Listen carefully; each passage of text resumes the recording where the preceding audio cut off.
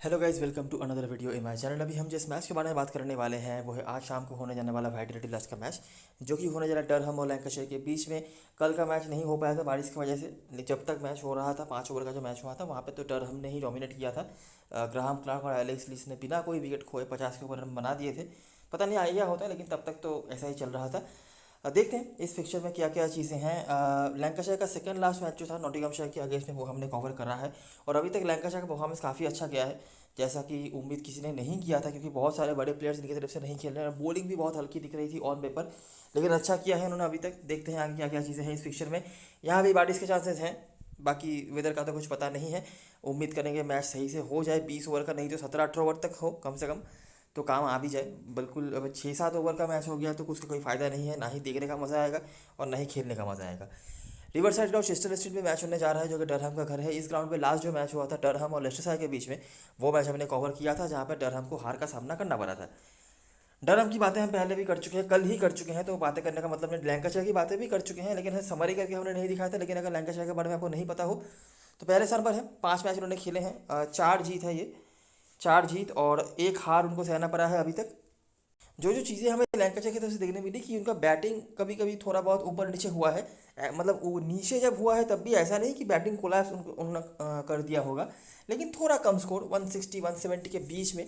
लेकिन बॉलिंग उनकी तरफ से बहुत बढ़िया रही है। इवन इन दोनों टीमों के बीच में जो पहला मैच हुआ था इस सीज़न में, वहाँ पे भी उन्होंने बॉलिंग से ही डोमिनेट किया था। एक मैच था ओडिशा के अगेंस्ट में जहाँ पे उनको हारना भी पड़ा था, लेकिन इसके अलावा कम से कम 6 विकेट्स इनके बॉलरों ने निकाला ही है हमेशा इस सीज़न में। स्पिन बॉलिंग बहुत अच्छी रही है, और मेरे ख्याल से सबसे बढ़िया स्पिन बॉलिंग इस सीज़न में लैंकाशायर की चल रही है। अगर आप विकेट निकिंग एबिलिटीज़ के बारे में बात करोगे, डरहम की भी स्पिन बॉलिंग अच्छी है, लेकिन वो रन रोकते हैं ज़्यादा। विकेट्स भी निकालते हैं कभी कभी, लेकिन रन रोकना ज़्यादा उनका काम होता है। लेकिन लैंकाशायर के बॉलर क्या है, आप उनको ज़्यादा इकोनॉमिकल होते हुए नहीं देखेंगे, स्पेशली ल्यूक वेल्स को। लेकिन उन्हें भतेरा विकेट्स निकाल के रखा हुआ है। और यहाँ पर आप देख भी सकते हैं कि Luke Wells highest run scorer है 195 पे, और हाईएस्ट विकेट टेकर भी है 9 विकेट के साथ। क्रिस ग्रीन यहाँ पे भी उनके साथ हैं। आखिरी 5 मैचों की अगर हम बात करें तो ये 2-2 होगा। मैंने 3-1 लिख रखा था, लास्ट मैच लैंकाशायर जीती है तो वो यहाँ पे आगे मतलब बराबरी पर आ चुके हैं। नहीं तो डरहम यहाँ पे आगे चल रही थी एक टाइम तक, लेकिन फिलहाल के लिए 2-2 पे है ये fixture. Head to head matches के बारे में बात करने से पहले हम आ जाते हैं यहाँ पे समरी पे। समरी पे आपको जो जो चीज़ें देखने मिलेंगी कि चेसिंग टीम यहाँ पर आगे है 3-2 से, ठीक है। स्पेशली जब मैच चेस्टर स्ट्रीट में हुआ है, आगे दिखाता हूँ मैं। दोनों ही टीमों की बैटिंग यहाँ पे थोड़ी सी इनकंसिस्टेंट रही है, मैं खराब तो नहीं कहूँगा। दोनों ही टीमों ने यहाँ पर अच्छे स्कोर्स भी बनाए हैं, लेकिन बहुत कम स्कोर्स भी इनकी तरफ से हमें देखने मिले हैं। कल के फिक्चर में जैसे कि हमने नॉटिंघमशायर की तरफ से बात करी थी कि बहुत ही अच्छा रहा है उनका बैटिंग कंसिस्टेंटली। यहाँ पर ऐसा कोई नहीं देखने मिलेगा आपको दोनों टीमों की तरफ से। लैंकाशायर ने लास्ट मैच जीता तो ज़रूर था, लेकिन उसके पहले वो पीछे भी चल रही थी, इसकी वजह से लेग स्पिनर्स का यहाँ पे बहुत ज़्यादा इफेक्ट रहा है इस पूरे फिक्चर में। और average to less than average scoring fixture ये रहा है। एक आध इनिंग्स, एक आध मैच में आपको देखने मिलेगा जहाँ पे 180-190 के ऊपर भी रन बने हैं, लेकिन ओवरऑल अगर आप बात करोगे तो यहाँ पे उतने रन हमें बनते हुए नहीं दिखते हैं। तो देखते हैं क्या जो बातें हमने यहाँ पर तक करी वो सही है या नहीं। तो देखो, पहला मैच 199 यहाँ पे बना था लैंकाशायर ने। डरहम ने भी बहुत बड़ा टोटल खड़ा किया था, लेकिन वो जीत नहीं पाए थे। बैटिंग फर्स्ट टीम यहाँ पर जीती थी। उसके बाद लैंकाशायर की बैटिंग बहुत खराब, डरहम की बैटिंग भी बहुत खराब, लेकिन इतना कम रन था कि उसको चेस करने में मतलब मुश्किलों का सामना तो करना पड़ा, लेकिन उन्होंने चेस कर लिया। चेसिंग टीम इस बार जीती। इस बार मीडियोकर स्कोर का रेंज था जहाँ पे डरहम ने चेस करके जीत लिया। इधर वापस से मैनचेस्टर में मैच हुआ, फिर से लैंकाशायर ने विशाल स्कोर खड़ा किया। तो यहाँ पे 190 या 180 के ऊपर का जो मामला है, आप दोनों टीमों में से जिस टीम की उम्मीद रख सकते हो कि ये टीम बना सकती है, उसी टीम ने बनाया है 2 बार। लेकिन 199 एक बार और 195 एक बार, डरहम ने भी एक बार बनाया है चेस करते हुए। और लास्ट मैच का तो आपको पता ही होगा, 75 पर निपट गई थी डरहम की टीम, और लैंकाशायर ने उसको बहुत आराम से चेस भी कर लिया था, ठीक है। तो ये कहानी है हेड टू हेड में। अगर हम स्कोर्स की बात करें, अगर आप इंडिविजुअल परफॉर्मेंस ढूंढने जाओगे तो कुछ नाम आपको मिलेंगे यहाँ पे, जैसे कि पॉट्स पॉट्स बीच में कुछ मैचेस खेले नहीं होंगे 1-2 सीज़न, लेकिन इनके परफॉर्मेंसेस अच्छे रहे हैं। कीटन जेनिस एक ही मैच खेला है, 1-2 मैच ही खेला है उन्होंने, यहाँ पे एक में उनका रन है।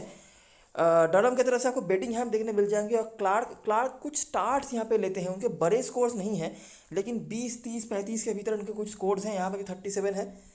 नीचे आ जाएंगे तो यहाँ पे कोई कॉमन परफॉर्मर नहीं है। साउटर्न ने जब से ज्वाइन किया है डरहम की टीम को, उनका भी परफॉर्मेंस काफ़ी अच्छा रहा है। बेन ब्रेन एक और नाम है, एनीवेज ये आपकी टीम में होने वाले थे, लेकिन Ben brain generally bowling second अच्छा करते हैं, मैं हमेशा कहता हूँ। इस फिक्चर में बॉलिंग फर्स्ट में भी इनके विकेट्स हैं, यहाँ पे भी आपको एक विकेट दिखेगा बॉलिंग फर्स्ट में। और पॉट्स का भी मैं कहता हूँ बॉलिंग सेकंड अच्छा करते हैं, लेकिन इन्होंने बॉलिंग फर्स्ट अच्छा करा है उन्होंने। 2 विकेट इधर था बॉलिंग फर्स्ट करते हुए, बेन रेन के 2 विकेट्स। उसके नीचे आ जाओगे, यहाँ पे भी आपको रेन और साउटर दिख जाएंगे। साउटर तो चलो बॉलिंग फर्स्ट अच्छा करते भी हैं, उनका बॉलिंग सेकंड भी यहाँ पे अच्छा रिकॉर्ड है, लेकिन बेन रेन बॉलिंग फर्स्ट यहाँ पे अच्छा कर रहे हैं। इसके अलावा क्लार्क का देखो वही मैंने जो बताया, बाकी जोन्स रॉबिन्सन ये कुछ हैं। सेकेंड लास्ट मैच जो था और पिछले सीजन का आखिरी मैच जो था, इधर भी बेन रेन और साउटर ने बॉलिंग फर्स्ट करके विकेट निकाले और ये कुछ परफॉर्मर्स रहे हैं। लास्ट मैच जो हुआ था यहाँ पे तो कुछ मतलब डिफेंड करने लायक दिया नहीं था डरहम के बैटरों ने। एस्पिनबॉल ब्लेथरविक ये दोनों नए बॉलर्स हैं और क्रिस ग्रीन भी नया आया है इस टीम में। बाकी वुड के 2 विकेट से लैंकाशायर ने यहाँ पे चेस कर लिया था कैलम पर्किंसन के विकेट से। कैलम पर्किंसन पहले खेलते थे लेस्टर के होकर और बहुत बुरा रिकॉर्ड है इनका। इनके जो भाई हैं मैट पर्किंसन, ये पहले खेलते थे लैंकाशायर के होकर, पता ही होगा आपको, बहुत टाइम से खेले हैं वो। कैलम पर्किंसन लेस्टर के होकर जो लंबे टाइम से खेलते थे, इनका रिकॉर्ड बहुत ख़राब रहा है। 1 विकेट के एवरेज से भी हर मैच में इनको नहीं मिला। यहाँ पे भी उन्होंने एक ही विकेट निकाला था हालांकि, और कुछ और था भी नहीं, लेकिन ओवरऑल उनका रिकॉर्ड उतना अच्छा नहीं है। अगर हम चेस्टर स्ट्रीट के मैचेस को फोकस में रखें जहाँ पे आज का मैच होने जा रहा है, तो जैसा मैंने ऊपर बताया आपको समरी में कि जितना एवरेज बनता है ओवरऑल इस फिक्चर में, चेस्टर स्ट्रीट में आके वो एवरेज और कम होता जाता है। जो आपको हाईएस्ट स्कोर जो दिखने मिले हैं 190 प्लस, वो मैनचेस्टर में बने हैं। जैसे कि यहाँ पे देखो, ये मैनचेस्टर में मैच हुआ 199 193 तक बना, ठीक है। लेकिन जैसे ही चेस्टर स्ट्रीट पे आप आ गए, और ये अगले सीजन का ही मैच है, 130 पर निपट गई लैंकाशायर की टीम। और स्पेशली लैंकाशायर जो मैचेस हारी है ना, वो यहाँ पे ज़्यादा हारी है। जो पीछे भी चल रहे थे वो एक टाइम तक 3-1 से, वो इस ग्राउंड की वजह से वो हारे हैं, ठीक है। देखो 130 बनाया। करंट स्क्वाड मेंबर्स में सब क्रॉफ्ट दिख जाएंगे, Souter, Ben Wren, Hartley, Jones available नहीं है, लेकिन डरहम की बैटिंग भी बहुत अच्छी नहीं रही थी। हालांकि कोई बॉलर्स या बैट्समैनों में से नहीं है, लेकिन लो स्कोरिंग इनकाउंटर रहा, जो आप यहाँ से देख सकते हो। बॉलर ने डोमिनेट करा, 18 विकेट गिरे और दोनों इनिंग्स मिलाकर 160 के स्कोर बने। इधर भी आ जाओ, इधर भी आपको ज़्यादा स्कोर देखने नहीं मिलेगा, लेकिन क्रॉफ्ट एक नाम है जिनको हम दोनों मैच से निकाल पा रहे हैं। बैटिंग फर्स्ट में उन्होंने परफॉर्म करा है। बाकी रेन और साउटर, इधर भी उनके परफॉर्मेंसेस थे, इधर भी इनके परफॉर्मेंसेस थे, तो ये दोनों हमारे लिए बहुत इंपॉर्टेंट होते जा रहे हैं। डरहम ने इस बार चेस कर लिया, यहाँ पे भी डरहम ने चेस कर लिया। तो जो 2 मैचेस जीती है डरहम आखिरी 5 में, वो अपने घर पे ही जो मैचेस हुए हैं वो जीते हैं। क्लार्क का यहाँ पे कुछ स्कोर है। जोन्स के परफॉर्मेंस अच्छे रहे इस फिक्चर में, लेकिन वो नहीं खेल रहे हैं। बाकी लीज के भी कुछ स्टार्ट से, और बाकी ये कुछ बॉलर से, हार्टली, वुड, जिनमें से वुड खाली अवेलेबल है। और लास्ट के ये मैचेस सारे मैनचेस्टर में ही हुए हैं, और मैनचेस्टर में ही रन बना है, ठीक है। लैंकाशायर ने जो 190 प्लस बनाया, यहाँ पे डरहम ने अच्छी बल्लेबाजी करी थी, 17 ओवर में 150 रन, ये सारे लैंकाशायर में ही हुए हैं। और लैंकाशायर में ही इस फिक्चर का लोएस्ट स्कोर बना है, ठीक है। तो वो है, लेकिन मतलब लैंकाशायर मतलब मैनचेस्टर में, मतलब लैंकाशायर के घर पे मैं कहना चाहता हूँ। लेकिन चेस्टर स्ट्रीट की अगर मैचेस की बात करें तो डरहम यहाँ पे काफ़ी डोमिनेट कर रही है। उन्होंने 2 बार जो बॉलिंग फर्स्ट कराया है, 19 विकेट टोटल निकाले हैं। उनकी बैटिंग भी बहुत बढ़िया तो नहीं हुई है, लेकिन उन्होंने जीत का रास्ता तो निकाल लिया है। और कुछ कॉमन परफॉर्मर्स जो हमें यहाँ से देखने मिल रहे हैं, उनमें से क्रॉफ्ट का नाम है, दोनों इनिंग्स में रन है। सॉल्ट का भी नाम है, लेकिन सॉल्ट नहीं खेल रहे हैं क्योंकि साउटर है, रेन है, ये कुछ प्लेयर्स हैं जिनको हम नोटिस कर सकते हैं। अगर हम इंडिविजुअल परफॉर्मर्स पे आ जाएं तो ये कुछ नाम आपको देखने मिलेंगे। बेटिंगहैम 3 मैचेस इन्होंने खेले हैं रिसेंट टाइम्स में, जब से इन्होंने डरहम ज्वाइन किया है। इनमें से 2 बार उन्होंने 50 लगाया है और 1 बार फेल भी हुए हैं, ठीक है। तो अच्छा परफॉर्मेंस है, एनीवेज परसेंटेज प्लेयर हैं, तो आप इनको ले ही सकते हो। माइकल जोन्स कंसिस्टेंट स्कोरर रहे हैं, लेकिन वो अवेलेबल नहीं है। लैंकाशायर की तरफ से आपने क्रॉफ्ट का देख लिया, इनके डिसेंट स्कोर्स हैं, स्पेशली इस ग्राउंड पे जो 2 बार उन्होंने खेला है, बैटिंग फर्स्ट में रन बनाया है। इंपॉर्टेंट प्लेयर बन सकते हैं आपके लिए। अभी बॉलिंग रेगुलरली नहीं करवा रहे हैं, तो शायद आप उनको उस तरीके से ना देखो, लेकिन बैटिंग रिकॉर्ड्स अच्छे हैं। डरहम की तरफ से ये कुछ बॉलर्स हैं। लैंकाशायर की तरफ से कोई बॉलर अवेलेबल नहीं है। एक तो नए नए बॉलर्स हैं, और जो पुराने बॉलर्स हैं उनमें से बहुत सारे नहीं भी खेल रहे हैं और है भी नहीं अभी टीम में। लेकिन डरहम की तरफ से ये कुछ नाम है। बेन रेन, कुछ नाम यहाँ पे आपको दिख जाएंगे इनकी तरफ से। बॉलिंग फर्स्ट में भी इनके विकेट्स हैं, कंसिस्टेंटली परफॉर्म करते हुए आए हैं। लास्ट मैच जैसे मैंने बताया था कि नॉटिंघम के अगेंस्ट में वो बहुत ही इनकन्सिस्टेंट रहे हैं। किसी दिन मतलब बहुत बढ़िया करा है और किसी दिन विकेटलेस गए हैं, लेकिन यहाँ पे कंसिस्टेंट है। साउटर का भी वही, और साउटर की एवरेज आप नोटिस करो, सिर्फ 14 का औसत है। मतलब रन देना बिल्कुल पसंद नहीं। 1 विकेट भी निकाल ले तो इकोनॉमी का बोनस आपको देके जा सकते हैं वो। और मैट पॉट्स ही अच्छा करते हैं, ठीक है। 3 मैच 5 विकेट इनके खाते में है, और बॉलिंग फर्स्ट में भी इन्होंने विकेट निकाल के रखा हुआ है। रिसेंट टाइम्स में नहीं खेले हैं, और लास्ट मैच उनको विकेट नहीं मिला था ऑब्वियसली, तो इसीलिए इनका एवरेज, ये सभी का एवरेज थोड़ा सा डाउन हुआ है लास्ट मैच, क्योंकि सिर्फ 70 रन बनाए थे। नहीं तो अगर आप वो एक मैच हटा दो तो बेन रेन का आपको 4 मैच में 6 विकेट दिखेगा, साउटर का 3 मैच में 6 विकेट दिखेगा, पॉट्स के 2 मैच में 5 विकेट दिखेंगे। तो ये बढ़िया परफॉर्मेंस था, ठीक है। ये एक मैच विकेट लेस जाना पड़ा सभी को, रन क्योंकि नहीं थे, तो इसीलिए कुछ अच्छा नहीं दिख रहा यहाँ पे। तो ये हो गई बातें हेड टू हेड की। अभी हम बात करेंगे ग्राउंड के बारे में। ग्राउंड का लास्ट मैच जो था यहाँ पर हमने कवर किया था, तो यहाँ पे भी हम ज़्यादा टाइम वेस्ट नहीं करेंगे। जो जो मेजर चीज़ें थी वहाँ पे भी हमें साउटर और रेन देखने मिले थे, और रेन ने वहाँ पे भी विकेट्स निकाले थे 2, और साउटर को मिला था 1 विकेट, लेकिन बहुत बढ़िया बॉलिंग उन्होंने कराई थी और उनको 2 विकेट भी मिल सकते थे, कैच ड्रॉप हुआ था उनके बॉलिंग पे। स्पेशली बॉलिंग फर्स्ट अच्छा करते हैं, लेकिन मैं हमेशा कहता हूँ साउटर को इस ग्राउंड पर बिल्कुल भी अंडर एस्टिमेट नहीं करना है। रॉबिन्सन बैटिंग फर्स्ट अच्छा करते हैं, और टर्नर एक ऐसे प्लेयर हैं जिनको आप रिगार्डलेस ऑफ टॉस यहाँ पे ले सकते हो। लास्ट मैच मैंने बताया था, उन्होंने चेस करके रन बनाया था वहाँ पे। रॉबिन्सन कुछ खास नहीं कर पाए थे, बैटिंग फर्स्ट उनके रिकॉर्ड बेहतर रहते हैं। तो अगर मैं यहाँ पे डायरेक्टली समरी पे आ जाऊँ तो हमें क्या देखने मिलता है कि आखिरी 5 में 4 बार यहाँ पे चेसिंग टीम जीती है। इधर भी चेसिंग टीम जीतनी चाहिए थी, जिस तरीके के रन यहाँ पे थे, सिर्फ 140 का रन था। और जब तक टर्नर खेल रहे थे ना, ग्राहम क्लार्क देखो ओपनिंग पे आए थे, 54 बॉलों पे उन्होंने 53 रन बनाए थे, लेकिन एक छोर को उन्होंने पकड़ के रखा था। टर्नर जब तक खेल रहे थे लग नहीं रहा था कि डरहम यहाँ से मैच हार सकती है, लेकिन वो पता नहीं कैसे हार गए, जो भी है। बाकी यहाँ पे भी नहीं तो चेसिंग टीम जीत सकती। तो चेस यहाँ पर बेहतर होता है, आखिरी मैच में बेहतर चल रहा था, बस मोमेंटम लॉस कर दिया डरहम ने। Average to less than average scoring venue है, वो भी मैं दिखा दूंगा। अगर आपने लास्ट वीडियो देखा होगा आपको पता ही होगा वैसे तो। और लेग स्पिनर्स का यहाँ पे काम चलता है। हालांकि लास्ट मैच ऐसा कुछ हुआ नहीं था, लास्ट मैच सारे विकेट्स, मोस्टली विकेट्स पेसर्स को मिले थे। पॉट्स, बिनरेन, यहाँ से मुल्डर, हल, माइक, क्यूरी, सारे पेसर्स से। स्पिनर्स को उतने विकेट्स नहीं मिले थे, तो पेसर्स ने डोमिनेट करा था। लेकिन ओवरऑल यहाँ पे लेग स्पिनर स्पेशली अच्छा करते हैं। ऊपर भी आपने निथन साउटर का नाम देखा है, तो वो है। और यहाँ पे रेन जनरली बॉलिंग सेकंड और साउटर बैटिंग सेकंड या बॉलिंग फर्स्ट अच्छा करते हैं। तो दिखा देता हूँ मैं एक बार, ज़्यादा दिखाने की ज़रूरत तो है नहीं वैसे। देखो डरहम ने पहले बल्लेबाजी करी, 168 बनाया, चेज हो गया, 2 ओवर रहते। यहाँ पर अगर चेज तो चलो होता है, आखिरी 5 में 4 बार मैंने बताया चेज होता है, लेकिन बहुत ईजिली चेज नहीं होता है। 1-2 ओवर से ज़्यादा टाइम किसी के हाथ में भी नहीं रहता है यहाँ पे। हालांकि रेशेसन ने ईजिली चेज किया, मैं कह सकता हूँ। रॉबिन्सन बैटिंग फर्स्ट नोटिस करना, टर्नर पेसर्स का अपर हैंड। यहाँ पे 152 जो आपने हेड टू हेड वाला देखा था, 152 चेस कर लिया था डरहम ने। जहाँ पे भी आपको साउटर, बेन रेन ये दिख जाते हैं। ग्राहम क्लार्क, रॉबिन्सन के यहाँ पे चेस पे रन थे ज़्यादा, आपको चेस में रन बना तो दिखते नहीं है। लीस और स्पिनर्स के यहाँ पे 3 विकेट्स थे, जहाँ पे हार्टली वगैरह का नाम आपने देखा होगा। हार्टली और ल्यूक वेल्स थे मेरे ख्याल से। हाँ, वेल्स जो लेग स्पिनर है, मैंने अभी बताया, इनके 2 विकेट्स थे। उसके बाद यहाँ पे 146 फिर से चेज हो गया, 3 बॉल रहते, लेकिन साउटर और बेन रेन बॉलिंग सेकंड में। रॉबिन्सन देख सकते हो बैटिंग फर्स्ट में, रन है इनके थोड़े बहुत। इधर 101 पर निपट गए थे। स्पिनर्स के फिर भी 4 विकेट थे, जहाँ पे बेन रेन, कैलम पर्किंसन, पॉट्स के परफॉर्मेंस रहे हैं। और लास्ट मैच जो हुआ था, पॉट्स ने 3 विकेट भी निकाले थे, बेन रेन भी कर रहे, तो ये दोनों इंपॉर्टेंट तो हैं आज के मैच में, साउटर और कैलम पर्किंसन। डरहम ने यहाँ पे चेस वो नहीं कर पाए, जहाँ पे ग्राहम क्लार्क के कुछ रन थे टर्नर के साथ, और लेस्टर ने यहाँ पे डिफेंड कर दिया। ठीक है, तो रन आप देख सकते हो ज़्यादा नहीं बन रहे हैं। यहाँ पे 140 बना, 101 रन बना बैटिंग फर्स्ट में, 146, 152 और 168। तो ये 168 ही बैटिंग फर्स्ट में हाईएस्ट बना था, जो भी चेस हो गया था।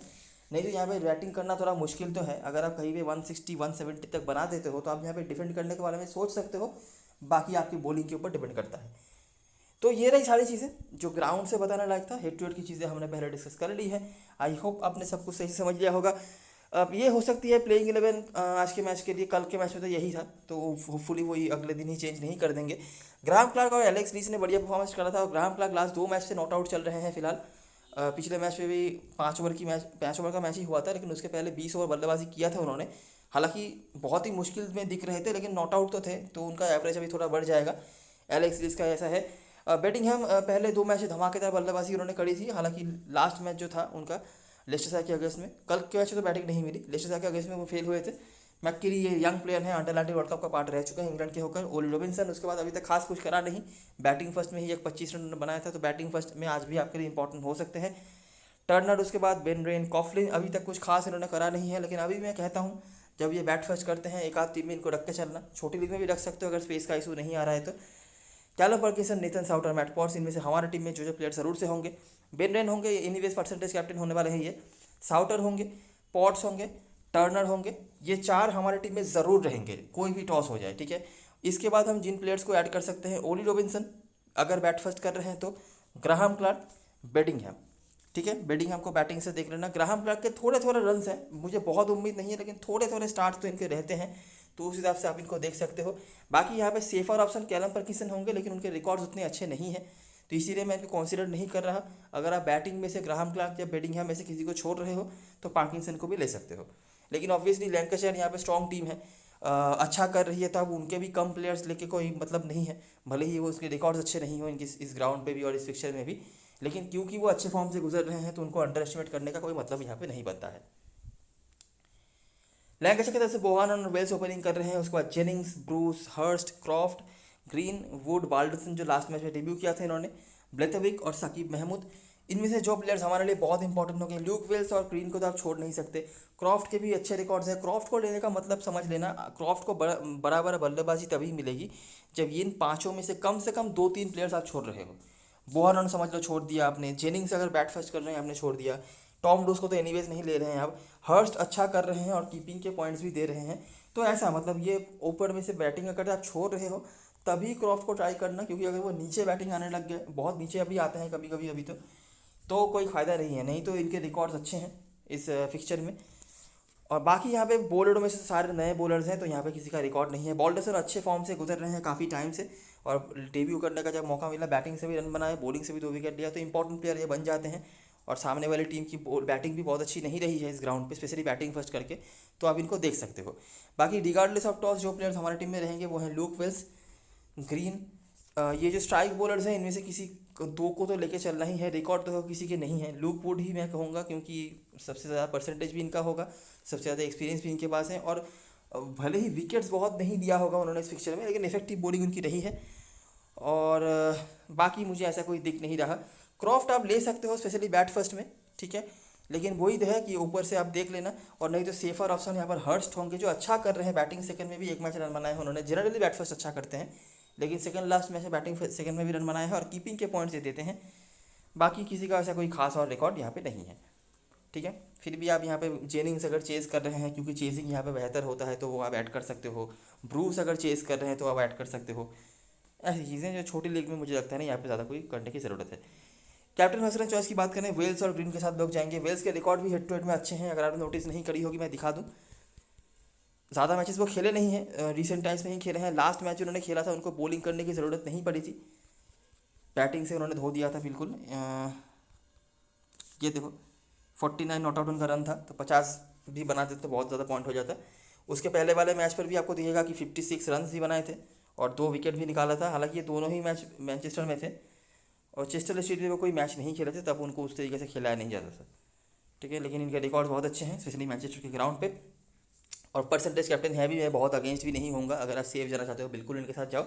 और ग्रीन उसके बाद टीम में हमारे होंगे, कैप्टन वाइस कैप्टन बनाना ना बनाना वो देखना पड़ेगा, क्योंकि फिंगर स्पिनर्स को बहुत हेल्प नहीं मिलता है इस ग्राउंड पे। बाकी ग्रीन बहुत ही इफेक्टिव बॉलर है, ये स्पिन बहुत ज़्यादा नहीं कराते हैं, पेस वैली वगैरह करते हैं, तो इसीलिए इनको छोड़ना तो नहीं है, प्लस बैटिंग कर सकते हैं। और वाइस कैप्टन अगर आप बनाना भी चाहते हो तो मैं अगेंस्ट नहीं होऊंगा, लेकिन कुछ ऑप्शंस और भी होंगे हमारे पास, बॉल्डरसन और वुड। उसके बाद रिस्की में जेनिंग्स हैं, अगर वो बैट फर्स्ट बैट सेकंड कर रहे हैं तो, और महमूद। क्रॉफ्ट का भी आप यहाँ पे ऑप्शन कंसिडर कर सकते हो, अगर आप टॉप ऑर्डर को छोड़ रहे हो तो क्रॉफ्ट एक बहुत इंपॉर्टेंट प्लेयर बन सकते हैं। यहाँ से रेन और बेडिंगहैम दोनों हमारे टीम में मोस्ट प्रोबेबली होंगे, दोनों के रिकॉर्ड्स अच्छे हैं, रेन के तो रिकॉर्ड अच्छे हैं ही और परसेंटेज कैप्टन भी हैं। उसके बाद पॉट्स और टर्नर ये भी हमारे टीम में रहेंगे। साउटर एनीवेज आप इनको लेकर चल सकते हो, लेकिन बॉलिंग फर्स्ट ज़्यादा बेहतर होते हैं वो। और ग्राहम क्लार्क थोड़े थोड़े रन इनके हैं, 20-25 करके आप कंसिडर कर सकते हो। और ओली रॉबिन्सन अगर बैट फर्स्ट करते हैं तो कंसिडर करने वाले ऑप्शन हैं। फिलहाल मैंने ये 9 प्लेयर्स को रख रखा है, इनमें से मैं बता दूं, Turner, Green, Wells, Wren, Potts, Souter, Wood शायद उतना भी नहीं, लेकिन ये जो बाकी के 6 प्लेयर्स हैं ये मेरे टीम में ज़रूर रहेंगे। और कोई भी टॉस हो, कोई भी टीम हो, ग्रैंड लीग का, स्मॉल लीग का, मैं यहाँ पे मैं रखूँगा। कोई अगर फेल भी हो जाए मुझे फ़र्क नहीं पड़ता। बेटिंगहैम आप ले सकते हो, इनके परफॉर्मेंस हेड टू हेड भी अच्छे रहे, एक फेलियर तो चलो होता ही है, लेकिन इनके रिकॉर्ड अच्छे हैं। हर्स्ट को मैंने रखा है क्योंकि यही एक प्लेयर है जिन्होंने चेज में अभी तक रन बनाया है दोनों कीपरों में से। रॉबिन्सन को यहाँ पे ऐड कर लेना अगर वो बैट फर्स्ट कर रहे हैं तो, ठीक है। बैट्समैनों में से जो ऑप्शन हैं आपके पास, क्रॉफ्ट है, लेकिन थोड़ा नीचे बैटिंग आएंगे, तो ऊपर से प्लेयर अगर छोड़ रहे हो तो ले लेना इनको। जेनिंग्स की कुछ खास रिकॉर्ड नहीं है, लेकिन चेज बेहतर करते हैं और चेजिंग टीम यहाँ पे जीतती भी है, तो अगर वो चेज करें तब ये भी आपके लिए ऑप्शन बन जाते हैं। और ग्राहम क्लार्क है, बाकी की कोई मुझे लगता नहीं कि मुझे स्मॉल लीग में लेने की ज़रूरत है, किसी के रिकॉर्ड्स भी नहीं है उस तरीके से। बाकी चल तो सकते हैं कोई भी, लेकिन रिकॉर्ड्स नहीं है, कोई बेसिस नहीं है मेरे पास। ऑलराउंडर में से बॉल्डर्सन एक अच्छे ऑप्शन है, ठीक है, आप इनको कंसिडर कर सकते हो। इनको बॉलिंग बराबर मिल रही है और बैटिंग में भी अच्छा कर लेते हैं। अगर बैटिंग मिली, जो मिलनी तो चाहिए आज के मैच में, तो ये अच्छा करने की एबिलिटी रखते हैं। बाकी कोई रिकॉर्ड इनका नहीं है, एक ही मैच खेला है T20 में। कॉफलिन अगर बैट फर्स्ट करे, बड़ी लीग में ट्राई कर ला, छोटी लीग में नहीं। बॉलरों में से ये तीनों को मैंने रखा है। बाकी कैलम पर्किंसन का परसेंटेज तो ज़्यादा है, लेकिन रिकॉर्ड बहुत बुरा है इनका। फिर भी अगर आप लेना चाहते हो तो बॉलिंग फर्स्ट में ले लेना, लेकिन बॉलिंग सेकंड में मैं शायद अपने टीम में ना रखूँ।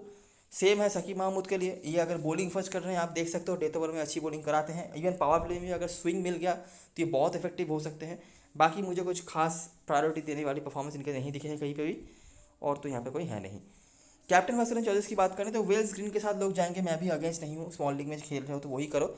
थोड़ा रिस्क ले सकते हो तो बेन रेन और साउटर ऑप्शंस हैं। साउटर स्पेशली बॉलिंग फर्स्ट में, बेन रेन को मैं बॉलिंग सेकंड में कहता हूँ, लेकिन यहाँ पे बॉलिंग फर्स्ट में भी अच्छे रिकॉर्ड्स हैं और बेन रेन को काफ़ी लोग वाइस कैप्टन बना सकते हैं। ठीक है, तो वो आप कर सकते हो। तो ये रही सारी चीज़ें और सारी एनालिसिस। अगर आपको वीडियो पसंद आई है तो लाइक ज़रूर करना, सब्सक्राइब करना चैनल को, टेलीग्राम चैनल पे ज़रूर ज्वाइन हो जाना, क्योंकि लास्ट मोमेंट पे सारी अपडेट्स वहीं पे आने वाली हैं। तब तक के लिए best luck for this match and goodbye for now.